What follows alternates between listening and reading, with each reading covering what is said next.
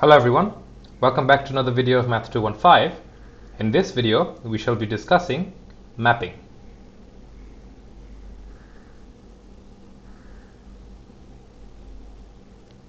Now, for the case of real numbers and real numbered functions, mapping is relatively easy, as in you have a function f of x which takes an input of x and spits out an output, say for example y. Now it's easy because our real numbered functions generally take single valued inputs and spit out single valued outputs. Like say for example your f of x function, this is for real numbered case by the way, I must reiterate that, x squared. This is a very simple function. It only takes one input and spits out one output, which can be easily charted in a graph. This is mapping for the real number case, where you simply have a curve like this, or a parabola like this. But for the case of complex numbers, issues arise, since complex numbers are basically two-dimensional numbers. Remember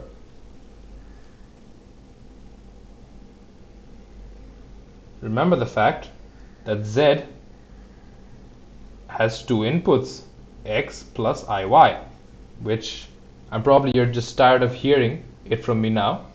Complex numbers are numbers in a plane. So z has already two-dimensional inputs. So if you have a function f of z which gives you w, your output, remember, was u plus iv, is also two-dimensional.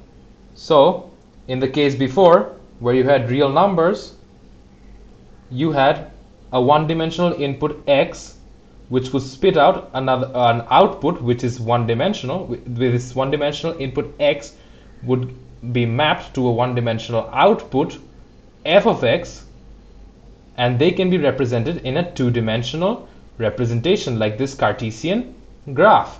But in the case of complex numbers, our input is not only is our input two-dimensional, but our output is two-dimensional as well. Our input has x and y, and our output has u and v. That means we would we a four-dimensional graph to portray the entire mapping, and that honestly truly isn't possible to show because we live in a three-dimensional world, and more importantly, all our graphs are basically shown two-dimensionally, and thus arises issues.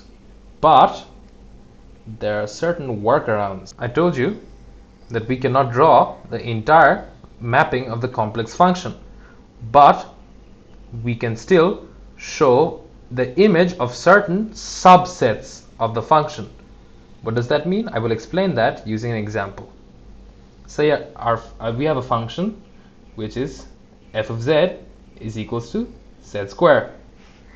We're asked to find the image, as in the mapped version. Image is basically what a function does. It takes a pre-image and then gives out an image. That's what a function does.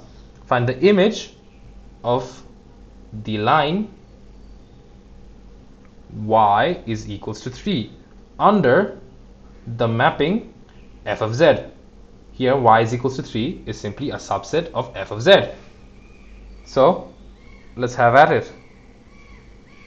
We have f of z which is equals to z squared, which if we break it down into its Cartesian form, it's x plus iy whole square, which is x plus iy times x plus iy. And if we do some simple algebra, we get x squared minus y squared, since here iy times iy is I square y square, and I square is minus 1, so we get minus y square. And we have plus 2i xy. If you're still confused about it, I would encourage you to try it yourself, and you will get back to the same value that I got. Here we have our u, the real part in the w plane, which is itself a function of x and y, to be x square minus y square, and our imaginary part in the w plane, or the mapped plane, v x comma y, to be equals to twice xy. Now we're asked to find the image of the line y is equals to 3. Now what does y is equals to 3 look like in our pre-image, as in our z plane? xy, we have y is equals to 3 here. This is simply the line y is equals to 3, which intersects the y-axis at the value 3. Since we're asked to find the image of the line y is equals to 3 under f of z, we can do a clever thing, which is fix y is equals to 3 for these values.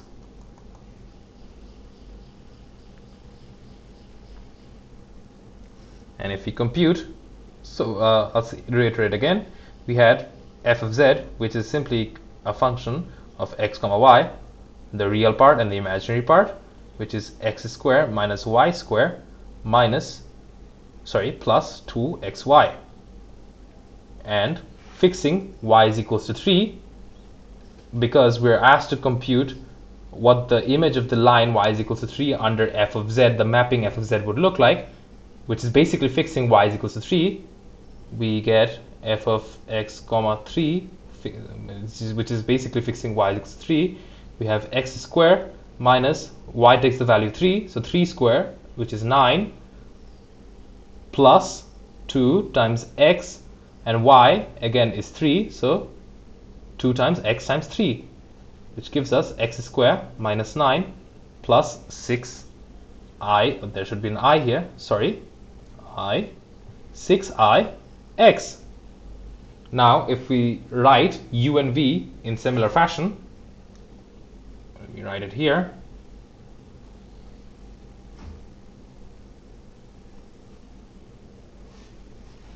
We get our u to be equals to, u is the mapped, u is the real part of the mapped pre-image, to be x square minus 9, and v, which is the imaginary part of the mapped pre-image, or the imaginary part of the image, to be 6x.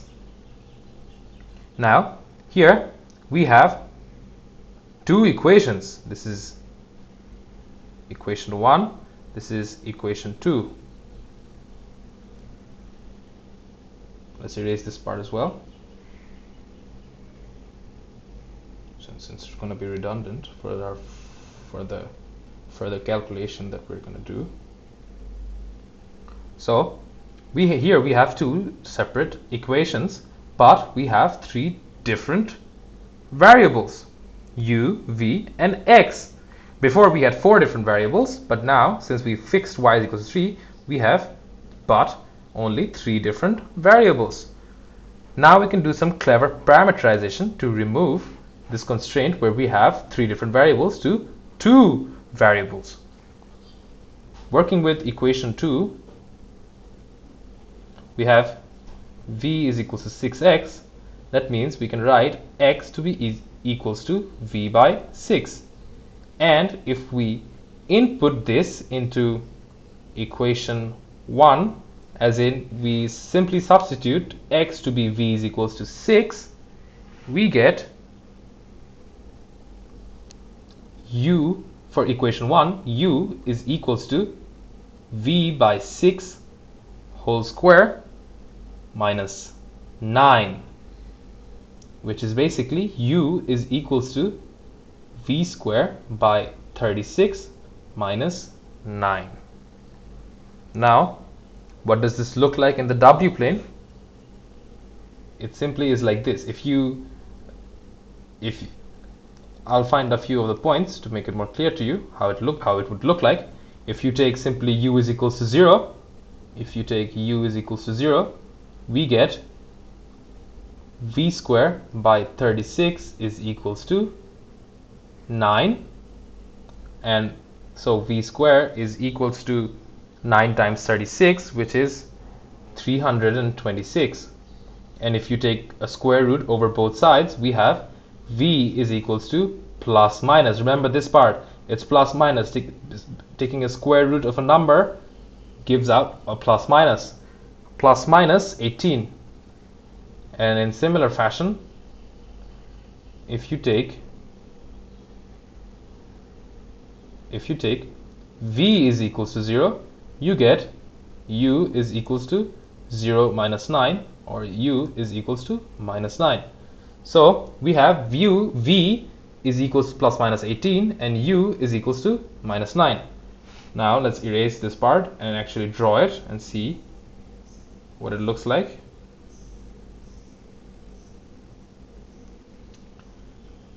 In the w plane, where we have here u and v, we have u, our supposed curve, since as you can see here we have u is equals to v squared by 36 minus 9, so it must be a curve. So we have curve or parabola. So we have u is equals to minus 9, as in the parabola intersecting our real axis u at minus 9 and the imaginary axis at plus 18 and minus 18. And if you draw it, simply look like, sorry, put minus 9, simply look like this. Now remember what we mapped from. This was what we mapped from. Here we have x and here we have y. We had previously y is equals to 3. Now a straight line is being turned into y is equals to 3 under the mapping f of z, turns into a straight line, basically turns into a parabola in the w plane. So this is some of the aspects of mapping. And as you can see, under f of z, a subset, we have mapped successfully a subset of f of z to the w plane. Thank you, and hope to see you again in the next video.